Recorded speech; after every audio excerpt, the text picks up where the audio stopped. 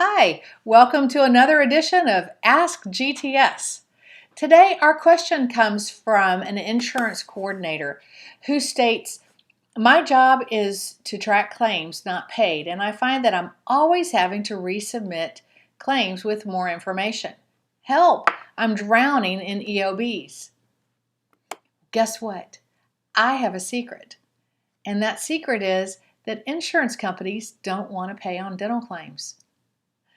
My name is Denise Cardello, and I have a secret for you to get your claims paid properly the first time.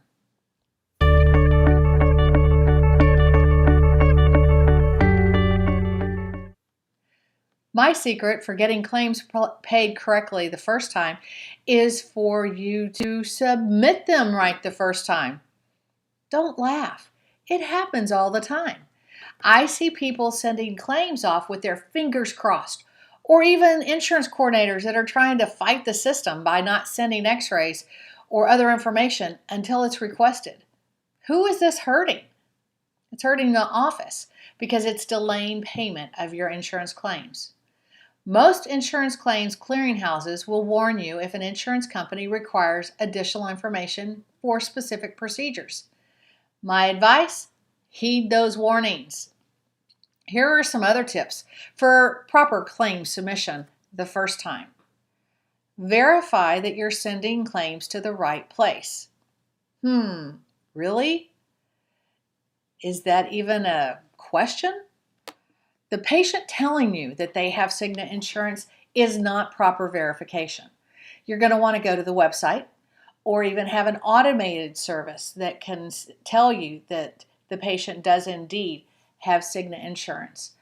And sometimes you may even have to pick up the old phone and make that call and make sure that you are sending your claims to the right place. Crossing your fingers and hoping that it's going to the right spot is not a good plan. As a rule of thumb, you're going to want to send x-rays for all crowns, implants, root canals, pre and post x-rays, and scaling and root planing.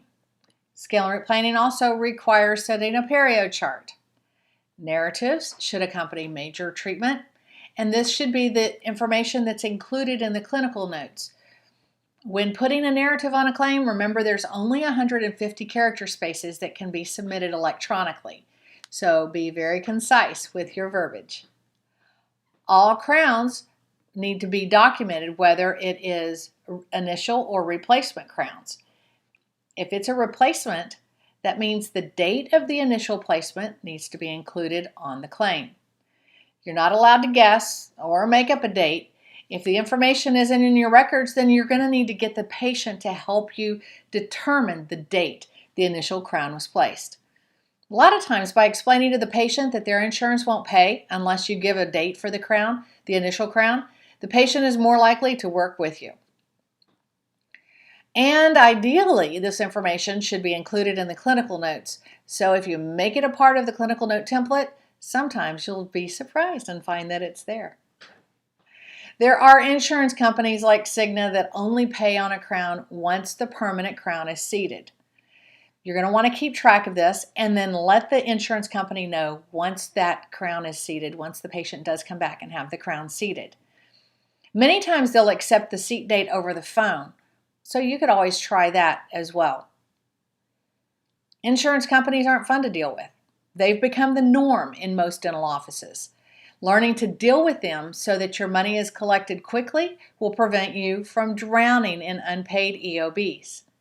I know that some of these steps that I mentioned seem like elementary, but oftentimes I find that these are forgotten. Some of the steps are forgotten.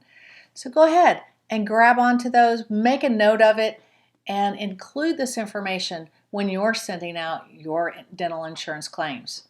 I hope that this has been helpful. If you have a question for us, please go on to our website, gtsgurus.com. You can email me personally at denise@gtsgurus.com, or you can even go to our Facebook page and put a question in there.